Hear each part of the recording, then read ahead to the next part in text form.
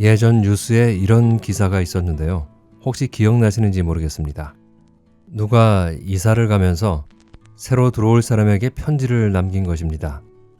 그 편지에는 새로운 동네로 이사를 올 사람이 적응을 하는데 도움이 되도록 그 동네에 대한 정보를 세세하게 적어 놓았는데요.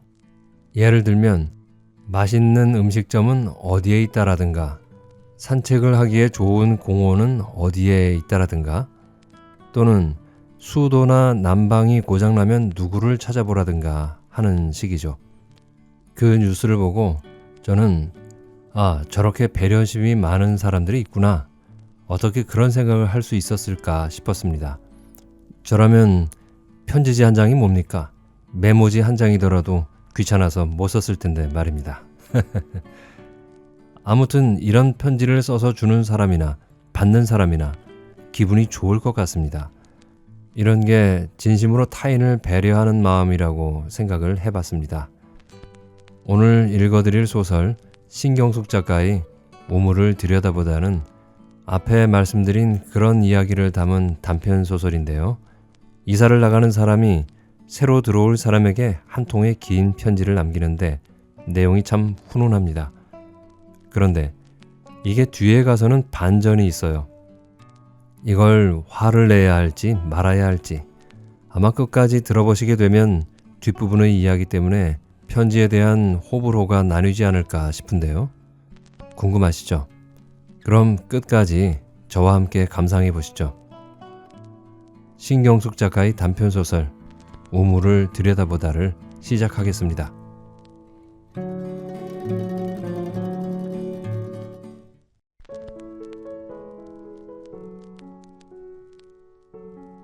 우물을 들여다보다. 신경숙. 이삿짐을 다 쌓아놓았습니다. 이사는 내일인데 이삿짐 센터의 일꾼들이 오늘 해저물역에 들이닥쳐 서너 시간 만에 나의 모든 살림들을 크고 작은 상자 속에 담아 봉해놓고 돌아갔습니다. 아마도 내일 오전 중에 내 이사를 마치고 오후에 다른 집 이사가 예약되어 있는 모양입니다. 살림이래 봐야 책과 책상과 2인용 식탁과 담요는 세탁할 수 없는 용량이 적은 세탁기와 텔레비전과 너무 오래되어 완전 구식이 되어버린 소형 오디오, 지금 엎드려서 글을 쓰고 있는 1인용 침대 빼고 나면 접시 몇 개, 밥공기 몇 개, 수저 몇 벌 뿐이라고 생각했는데 꾸려놓고 보니 왜 이렇게 많은지요. 싱크대 밑이나 침대 밑, 화장대로 쓰고 있는 3단짜리 캐비넷 뒤에 쑤셔 박아 놓은 살림들을 일제히 끌어내 챙기다 보니 어지간했습니다. 일꾼들이 이삿짐을 싸는 동안 나는 버릴 것들을 따로 챙겼습니다. 무슨 미련에 버릴 것을 제때에 버리지 못하고 여기저기에 쑤셔 박아 놓고 살게 되는지 모르겠어요. 이사를 할 때마다 다시는 이러지 말아야지 다짐을 다잡아 보곤 합니다만 별 소용없는 일입니다. 혹시 나중에 다시 쓰게 될까 싶어 버리지 못한 것들을 다시 쓰는 일은 거의 없죠. 그런데도 또 혹시나 싶어 오늘도 못 버리고 이삿짐 박스 속에 다시 쌓아놓은 것들이 상당합니다. 안지연 씨라고 했나요? 그림을 그리는 분이시고 이 집을 작업실로 쓰실 거란 말씀을 집주인한테 들었습니다. 한 번도 면식이 없는 분이지만 기왕 이런 편지를 남기기로 마음먹었으니 제 소개도 간단하게 해야겠군요. 나는 2년 전에 이 연립주택으로 이사와 그동안 여기에서 살았던 이윤수라고 합니다. 남미문학을 전공했고 페루에서 10여 년 만에 돌아와 번역 일과 여기저기 강의 나가는 일로 연명하고 있는 대책 없는 사람입니다. 나는 이 집이 참 마음에 듭니다. 계약 만기일이 되어 주인으로부터 이 집을 월세로 돌리겠다는 통보를 받지만 않았으면 이사를 가는 일은 없었겠지요. 하지만 제 밥벌이가 워낙 시원찮아 매달 상당량의 월세를 지불하기가 힘겹고 경제관념 또한 희박하여 그나마 전세자금으로 가지고 있는 돈까지 깨서 쓰기 시작하면 그대로 거덜날 게 분명하기에 이 집을 떠나기로 마음먹었고 다행스럽게 이 집보다는 작고 쓰임새도 못하지만 근처에 제가 가지고 있는 돈하고 맞먹는 원룸을 찾아냈습니다. 이 동네를 아예 떠나게 되지는 않아 다행인데 같은 돈으로 이 집보다 반이나 작은 곳으로 이사를 갑니다. 어쨌거나 이 밤 동안 별일이 없으면 내일은 그 원룸에 제 상자들을 풀어놓고 있겠지요. 안지연 씨, 이 글을 쓰기 전에 나는 거실에서 우뚝우뚝 쌓여있는 이삿짐 상자에 등을 기대고 앉아 있었습니다. 이 집은 조금 큰 방 하나와 작은 방 하나, 거실이 있는 구조였는데 안방이라고 할 수 있는 거실 앞의 방을 터서 거실과 연결시켜 놓아 거실이 넓은 편이죠. 설명 안 해도 이미 아시겠군요. 하긴 작업실로 쓰려고 이 집을 얻었다니 그런 구조가 마음에 들어 이 집을 구했는지도 모르겠습니다. 나도 터져 있는 안쪽에 책상과 의자를 놓고 작업이라고 할 것까지는 없지만 번역을 하곤 했습니다. 책장은 없이 이쪽 저쪽 벽에 책을 쌓아놓고 가운데에 앉은뱅이 탁자를 놓았었지요. 가끔 친구들이 찾아오면 거기 앉아 차를 마시는 재미가 쏠쏠했답니다. 참, 거실의 블라인드는 두고 가겠습니다. 물론 잠자는 방의 블라인드도요. 이 집에 들어올 때 내가 맞춘 것인데 내가 이사갈 곳엔 거실이랄 게 따로 없습니다. 그저 출입문과 창문이 하나 있는데 이 블라인드와는 사이즈도 맞지 않고 내가 봐도 이 집 거실 창과 저 블라인드는 잘 어울립니다. 밤엔 거실에 불을 켜지 않아도 블라인드 사이로 창밖 벚나무 밑에 세워져 있는 수은등 불빛이 실내로 은은하게 새어 들어오죠. 블라인드를 걷어놓으면 그야말로 거실의 불을 따로 켤 필요가 없을 지경으로 밝습니다. 앞으로 여기서 사는 동안 그 새어 들어오는 빛이 좋기도 하고 싫기도 할 거예요. 아까 이삿짐 상자에 등을 기대고 앉아있다가 이 집에서 보내는 마지막 밤이구나 생각하니 기분이 좀 그랬어요. 일어나 냉장고 앞으로 가 문을 열어보니 생수 한 병과 캔맥주 하나가 남아있더군요. 생수와 캔맥주를 꺼낸 뒤에 냉장고 전원 플러그를 뽑았습니다. 내 냉장고는 오래되어서 윙 전기 돌아가는 소리가 나곤 했는데 플러그를 뽑자 그 소리가 뚝 그쳤어요. 단지 그 소리가 멈췄을 뿐인데 집안이 너무나 조용했습니다. 다시 이삿짐을 싸놓은 상자 앞으로 돌아와 상자에 등을 기대고 캔맥주를 따서 마시는 소리가 내 귀에 들릴 정도였습니다. 너무 조용하니까 기분이 야릇해지지 뭐예요. 냉장고 플러그라도 다시 꽂아야겠군 싶어 막 일어서려던 내 시선이 카세트 꽂이에 가 멈췄습니다. 손에 들고 있던 캔맥주를 이삿짐 상자 위에 내려놓고 카세트 테이프들이 꽂혀있는 앞으로 걸어갔습니다. CD 플레이어를 구입한 이후론 거의 손이 가지 않는 카세트 테이프들이 먼지를 뒤집어 쓰고 있었습니다. 그것이 새삼스럽게 내 눈에 띄었던 건 다른 살림들은 다 상자 속에 넣고 넓적한 스카치 테이프로 봉해 놓았는데 카세트 꽂이만 맨살처럼 그냥 나와 있어서였을 겁니다. 왜 일꾼들은 이것만 싸지 않았을까요?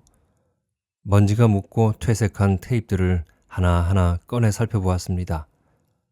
불면증 치유 음악, 폴모리 악단의 베스트 콜렉션, 정체불명의 마이너 블루, 그 섬에 가고 싶다라는 영화 음악, 누군가 녹음해서 준 것 같은 아리랑 모음곡들을 살펴보다가 저는 귀국하던 해 친구를 따라갔던 강원도 낙산사에서 사온 독경에 시선이 멈췄습니다.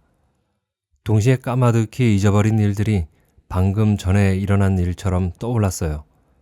오디오에 붙어있는 카세트 데크는 이삿짐 박스 속에 들어간 채 테이프로 봉해져 있었으므로 독경을 당장 들어볼 수는 없는 것이었으나 까마득히 잊어버린 일이 방금 전에 일어난 일처럼 눈앞에 떠올라 스스로 소스라쳤지요.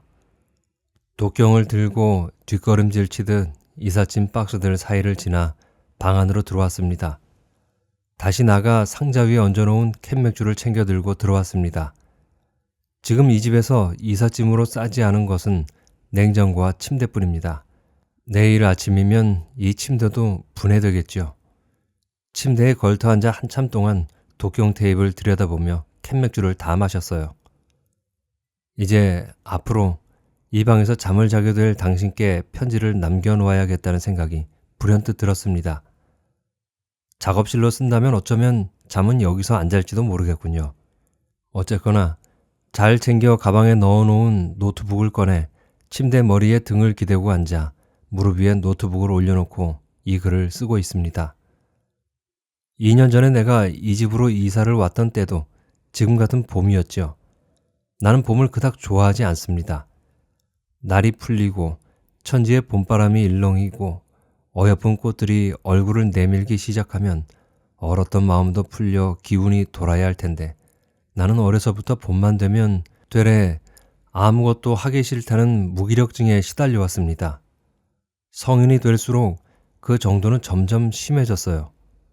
언제부터인지 봄날에는 스스로를 들들 볶지 않고는 점심 약속 하나 제대로 지키기가 힘이 들 지경이 되어버렸죠. 2년 전 이 집으로 이사 오던 그 봄엔 더욱 그랬습니다. 위로 언니가 하나 있었는데 천지에 연두빛이 막 비치기 시작하던 그해 봄, 아이를 낳다가 그만 저 세상으로 가버린 봄이기도 했지요. 옛날에야 그런 일이 수없이 많았다고 하죠. 아이를 낳으러 방으로 들어갈 때면 신발코를 돌려놓으며 내가 이 신발을 다시 신을 수 있으려나 할 정도로 말이죠. 언니가 아이를 낳으러 산부인과에 들어간다고 했을 때만 해도 전혀 걱정하지 않았습니다. 아이를 낳았다는 소식을 듣고 난 후에 병원에 가봐야지 생각하고 있었죠. 언니는 초산이고 초산은 20시간도 기다려야 한다고 했거든요. 그런데 다시 걸려온 전화는 아이를 낳았다는 게 아니라 언니가 죽었다는 것이었습니다. 머릿속에서 폭탄 터지는 소리가 났었죠. 요즘에도 아이를 낳다가 죽는 산모가 있더군요. 핏덩이를 세상에 내놓고 모체는 세상을 떠나는 일처럼 기막힌 일이 있을까요? 강보에 쌓인 아이는 뭣도 모르고 시종 잠만 자더군요. 언니가 그리 되지 않았다면 이모인 나도 꽤나 업어주고 안아주었을 텐데 막상 언니가 그리 되고 보니 서로 타인이 돼버려 지난 2년 동안 할머니 손에서 자라고 있는 그 아이 얼굴을 3번이나 봤나? 그렇습니다. 손가락이며 발가락이며가 어찌나 언니를 닮았는지 아이가 꼼지락거릴 때마다 눈앞이 흐려지려 하지요. 두 팔을 벌려 깊이 껴안으면 따뜻한 아이의 체온이 언니의 체온처럼 내 가슴에 전해집니다만 그럴 뿐이죠. 이제 곧 형부가 재혼할 모양이니 어쩌면 가끔 조카를 보는 일조차 여의치 않겠죠. 그처럼 가까웠던 관계였는데 이렇게 허망할 수가 있는지 한동안 모든 게 다 부질없이 느껴졌습니다. 하지만 세월이 더 흐른 뒤엔 가까이 두고 볼 수 없어 발생하는 이 아릿한 아픔까지도 잊혀지겠지요. 그 무엇이 언니가 죽었다는 현실을 바꿔놓을 수 있겠습니까? 가까이 두고 볼 수는 없어도 어디선가 그 아이가 성장하고 있다는 것이 다행스러울 따름이지요. 하지만 우리가 나중에 서로 알아보기나 할는지요. 서로 모르는 사람이 되어 지하철을 타고 육교를 건너겠지요. 어쩌면 서로 알아보지 못한 채 앞뒤로 앉아 영화를 볼지도 모릅니다. 그 생각을 하면 마음이 쓰라립니다. 언니가 그리 되고 밤마다 꿈을 꾸었지요. 꿈 때문에 뒤척이다 잠을 깨보면 잠옷 대용으로 입고 자는 긴 면 셔츠가 땀에 흠뻑 젖어 기분이 더 나빠지곤 했습니다.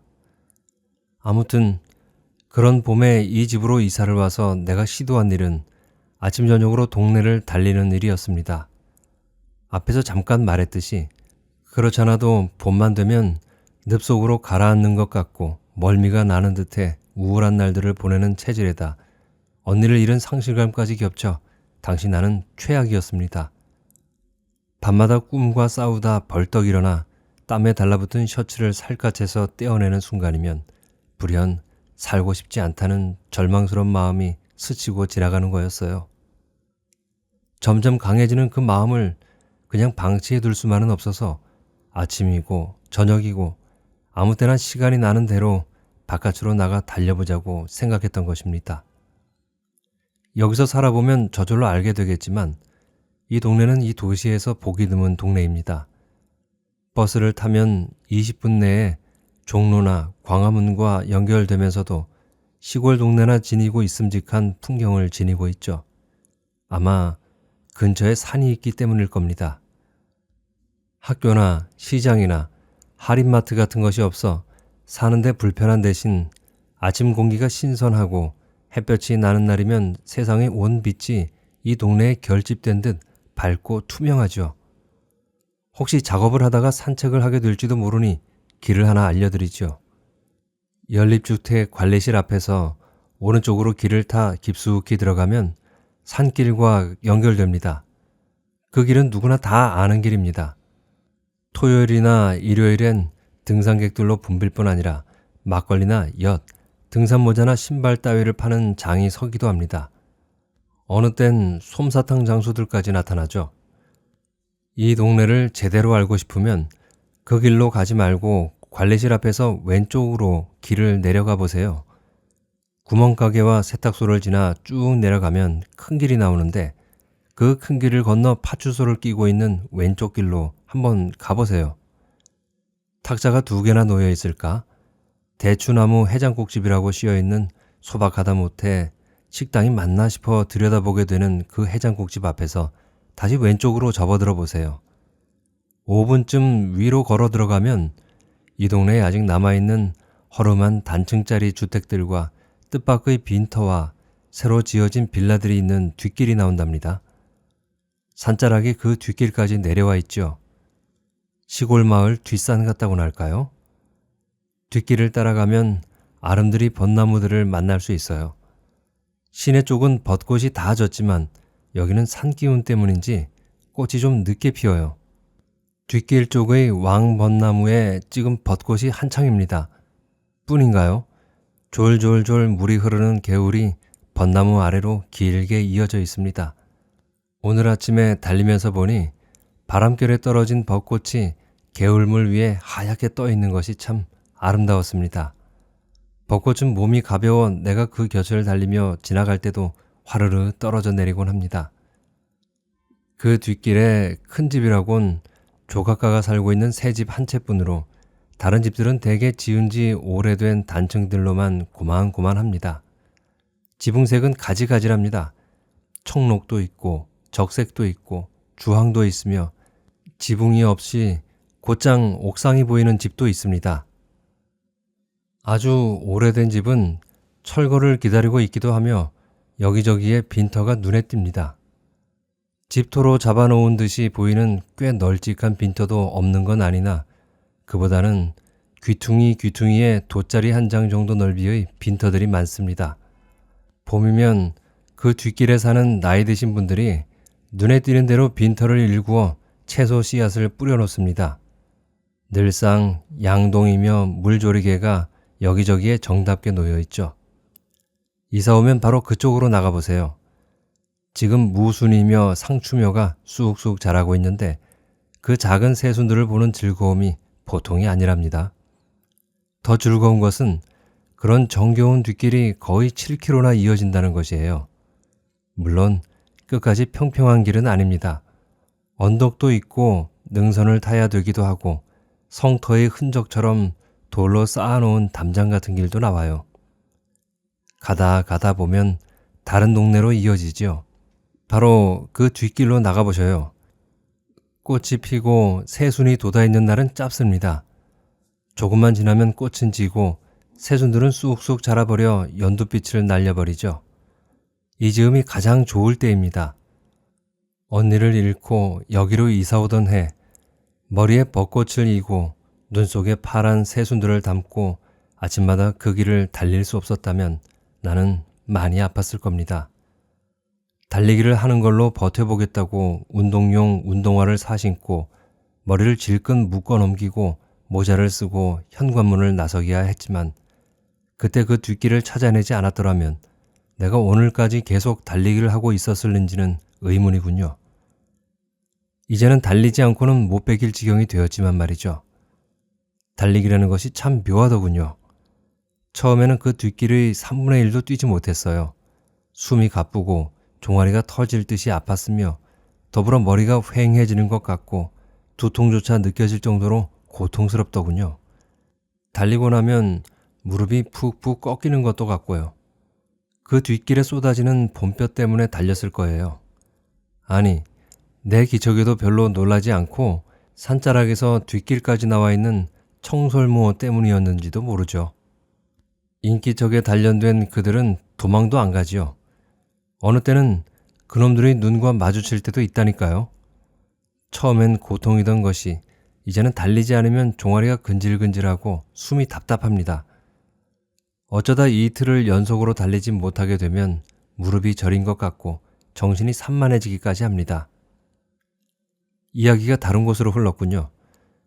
그해 봄 어느 날이었어요.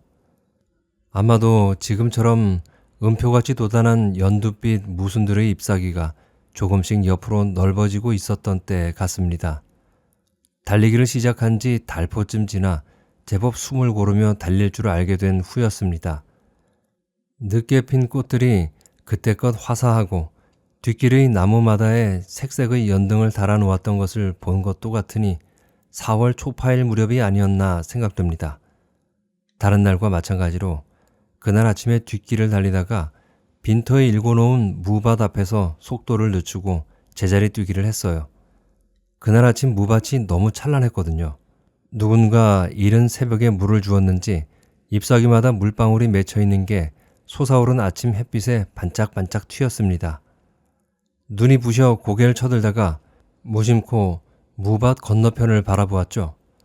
무밭을 지나면 그 건너편엔 암자가 한 채 있었고 그 암자로 오르는 길 사이에 잡초들이 무성한 빈터가 있습니다. 거기에는 왕벚나무 한 그루가 실컷 꽃을 달고 있었습니다. 그 곁 빈터엔 돌을 쌓아 만든 쓰레기 소각장이 있었죠. 아침에 누가 쓰레기를 태웠는지 연기가 보이더군요. 그런데 그 쓰레기 소각장을 더 지나서 주홍색 노끈으로 묶여진 큰 돌이 널판자 위에 얹어져 있는 거였어요. 돌은 상당히 커서 눈에 띄었습니다. 바람이 불어도 널판자가 날아가지 말라고 돌을 묶어 올려놓은 것 같았습니다. 무밭 앞에서 제자리 뛰기를 하며 널판자로 덮어놓은 저게 무엇이? 궁금해졌어요.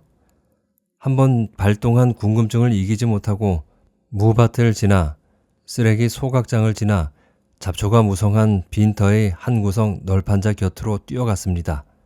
널판자 위의 돌을 잡초 위에 내려놓고 널판자를 조금 밀어보았습니다.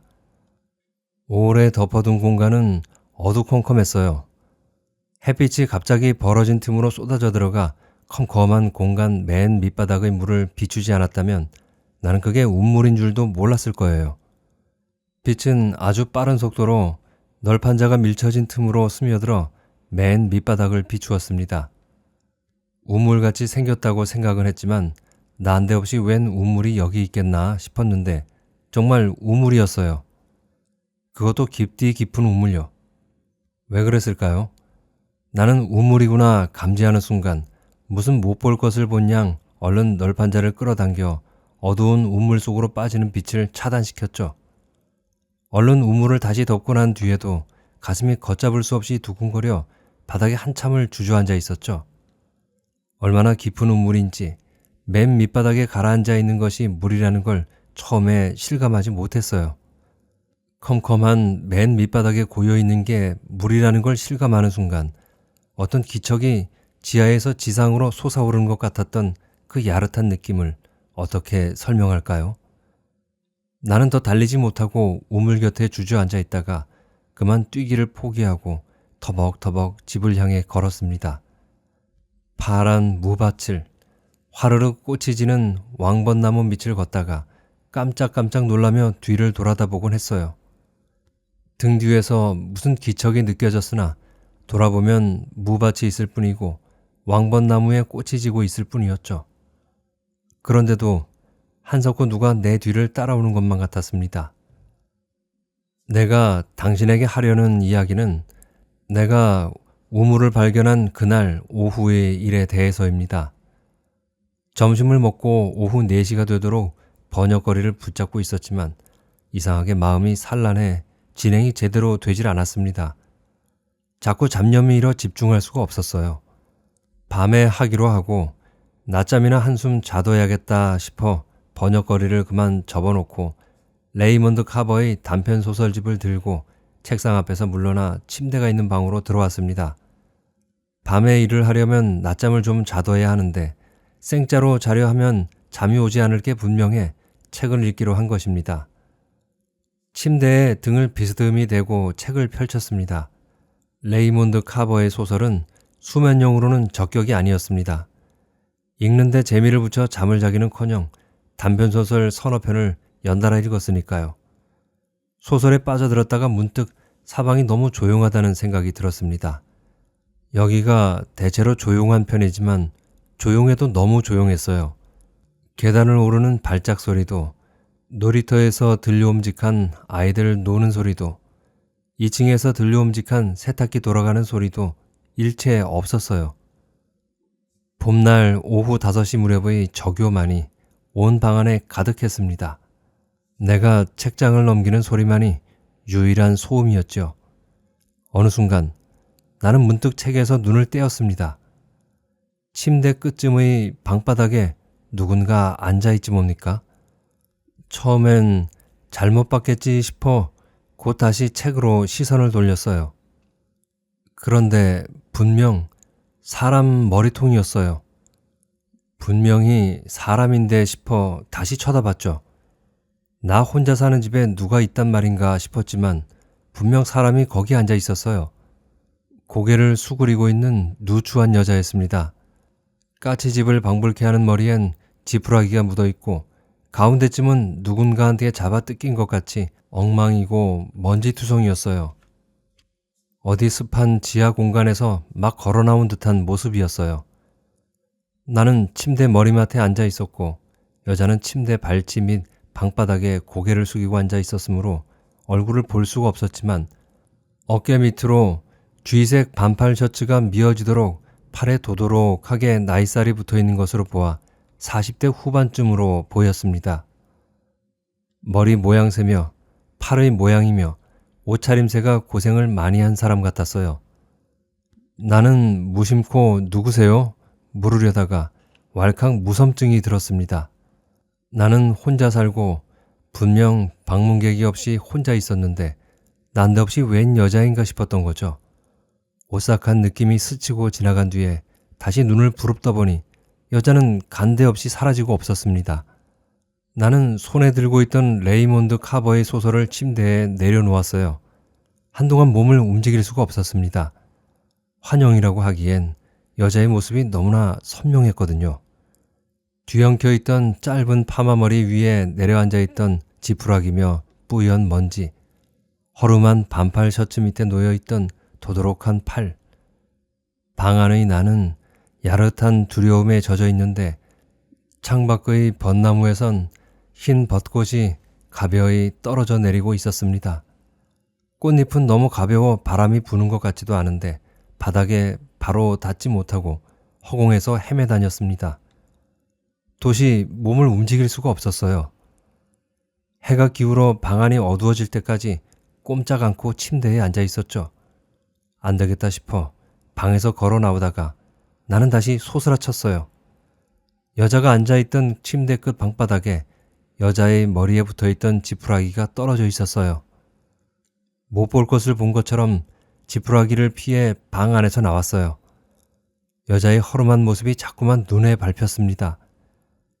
식탁에 앉아보면 맞은편 의자에 여자가 앉아있는 것 같았고 번역을 하다가 일어난 책상 쪽을 보면 여자가 거기에서 나를 쳐다보고 있는 것 같았습니다. 누구인지, 어디에서 나타난 것인지, 무슨 할 말이 있어서 나를 찾아온 것인지. 야릇한 일은 처음 무섬증은 가라앉고 자꾸만 여자가 가엾게 생각되었어요. 그래서 집에 불을 환하게 켜놓고 저녁밥을 지었네요. 굴비를 꺼내 굽고 쇠고기를 넣고 미역국을 끓였네요. 참나무를 파랗게 삶아 무치고 가지를 어슷어슷하게 썰어 간을 맞춰 프라이팬에 볶았습니다. 김치를 꺼내 썰어 접시에 담고 물김치도 한 사발 담아 놓았습니다. 식탁에 수저를 2벌 놓았지요. 밥도 2공기 퍼서 하나는 내 쪽에, 하나는 맞은편에 놓았습니다. 미역국도 두 그릇 떠서 한 그릇은 내 편에, 한 그릇은 맞은편에 놓았지요. 밥이나 먹고 가세요. 말을 건넸습니다. 싫어도 한 숟갈 더 드세요. 굴비의 흰살을 발라 얹어 주었네요. 미역국에 숟가락을 담가 주었네요. 참나물을 밥 위에 올려 주었네요. 밥을 먹은 후에 물도 한 그릇 맞은편에 놓아 주었습니다. 그러는 사이 사방은 어두워졌고 베란다 쪽의 창을 열어놓자 봄바람이 흘러 들어왔습니다. 그때 내 눈에 띈 것이 귀국 직후 낙산사에 여행 갔다가 사가지고 온 이 독경이었어요. 카세트 데크를 열고 독경 테이프를 놓고 작동시켰죠. 볼륨을 조금 높이자 독경 소리가 집안에 가득 찼습니다. 찻상을 닦아서 베란다에 내놓고 생수를 흰 사발에 가득 부어 상에 올려놓았습니다. 향을 피웠습니다. 상 앞에 나를 찾아온 여자를 위해 두 손을 모으고 눈을 감았습니다. 무섬증을 가라앉힌 건 언니 때문이었습니다. 어디선가 내 언니도 이러고 돌아다니고 있겠지 싶어 눈이 씌었습니다. 마음이 아프고 원통해도 멀리 멀리 가라 했습니다.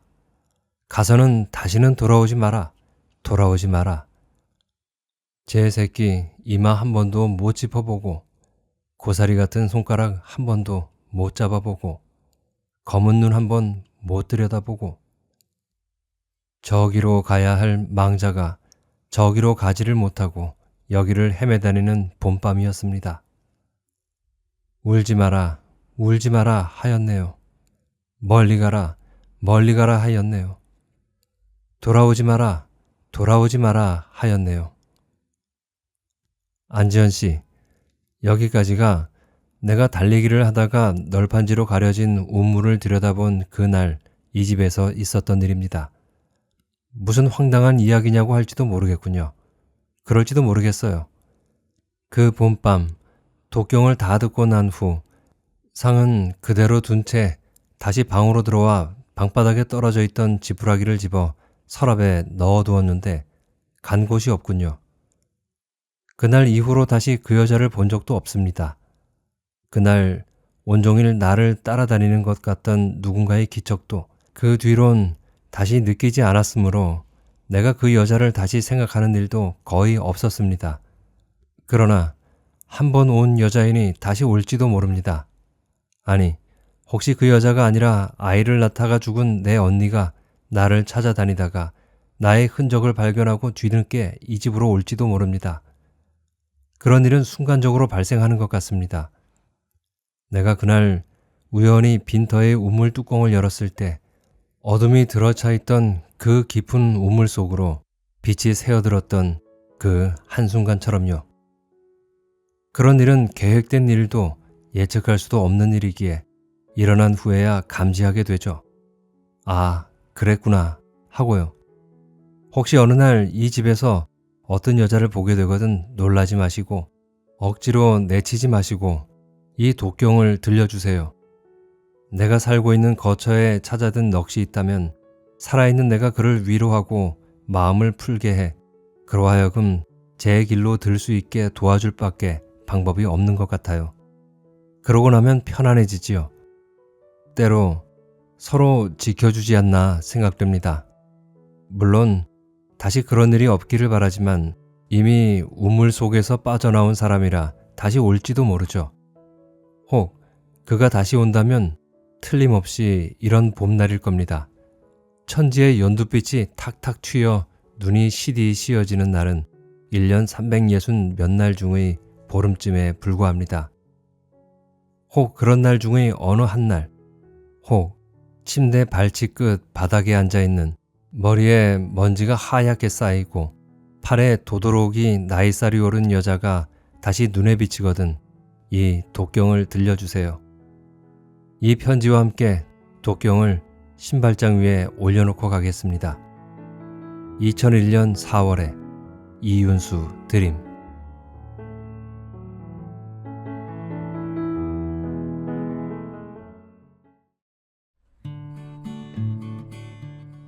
어떠셨나요? 이사를 나가는 분의 배려심 많은 편지를 읽어보니 마치 제가 거기 이사를 가는 사람인 양 마음이 따뜻해지고 고마워지는데요. 원래 처음에 어떤 동네로 이사를 가게 되면 정말 낯설잖아요. 그래서 그곳에서 적응을 하려면 꽤나 긴 시간이 걸리죠.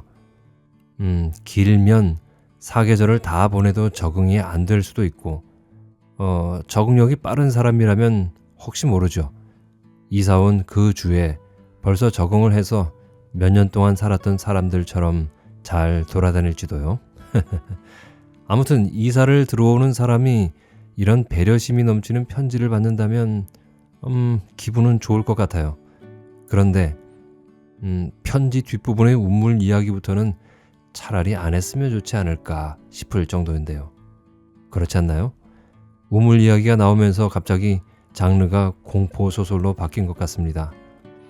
그런데 한편으로 생각해보면 편지를 쓴 사람의 입장에서는 그래도 좀 공감이 되는 것이 왠지 우물에서 나온 사람, 이건 귀신일 것 같은데 그 사람에게서 어느 봄날 아이를 낳다가 죽은 자기 언니가 겹쳐 보였는지도 모릅니다.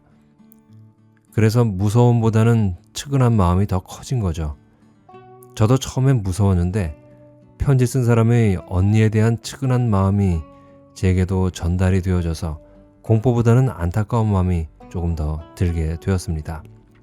그래서 마음이 짠해지더군요. 그러나 지금부터가 문제인데요. 그 집에 새로 들어오는 사람에겐 그야말로 공포스러운 일이 될 것 같습니다. 일면식도 없는 여자의 언니 귀신이 올지 모르니 잘 봐달라는 말을 듣고 어느 누가 아 그래요? 그런 안타까운 사연이 있었군요. 그럼 나도 잘 돌봐드릴게요. 하고 말할 수 있을까요? 저라도 그런 편지 글을 읽고 나면 매일 밤 무서운 악몽을 꿀 것 같습니다. 안 그럴까요? 진짜 그럴 것 같은데. 편지 쓴 사람이야 벚꽃이 흩날리는 봄밤엔 혹시 그런 일이 있을 수 있으니 겁내지 말라는 뜻으로 쓰는 안내글이라 생각했겠지만 말이죠. 역지사지로 놓고 입장을 바꿔 생각하면 편지 쓴 사람도 그런 편지를 누군가에게서 받았다면 아마 무서워했을 것 같은데요. 배려심이 지나치게 넘쳤던 편지를 쓴 사람은 마지막에 운물 이야기는 쓰지 않았다면 아름다운 편지로 남았을 것 같다는 생각입니다. 저는 그렇게 생각합니다. 작가님은 어떤 의도로 일부러 그 이야기를 넣으셨겠지만 말이죠. 끝까지 들어주셔서 감사합니다. 지금까지 신경숙 작가의 우물을 들여다보다를 읽어드렸습니다. 다음에 뵐 때까지 건강하시고 행복하세요.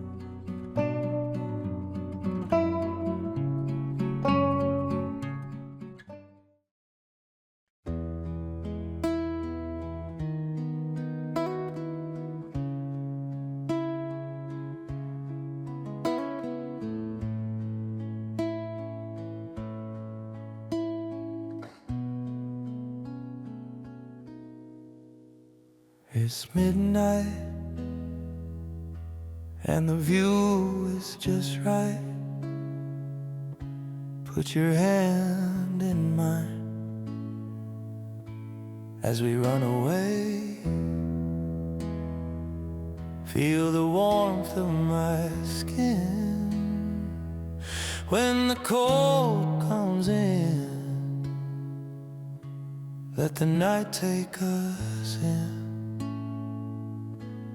Follow me to paradise and dance with me under the moonlight. I'll spin you around under the moonlight. When the world is asleep, we could just be. I wanna hold you tight, let our love ignite, be the fire tonight. Let's burn away, and when morning comes, we'll hide from the sun, run until we find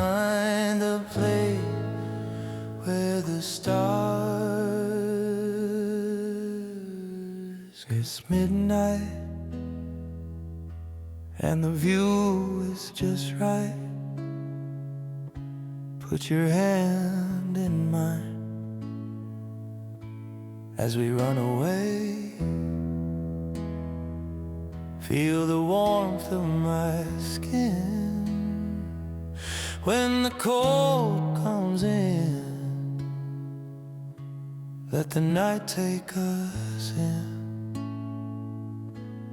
Follow me to paradise and dance with me under the moonlight. I'll spin you around under the moonlight.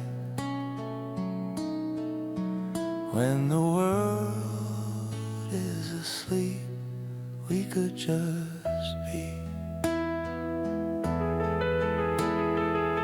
I wanna hold you tight, let our love ignite, be the fire tonight. Let's burn away, and when morning comes, we'll hide from the sun, run until we find the place where the stars collide. And dance with me under the moonlight. I'll spin you around under the moonlight. When the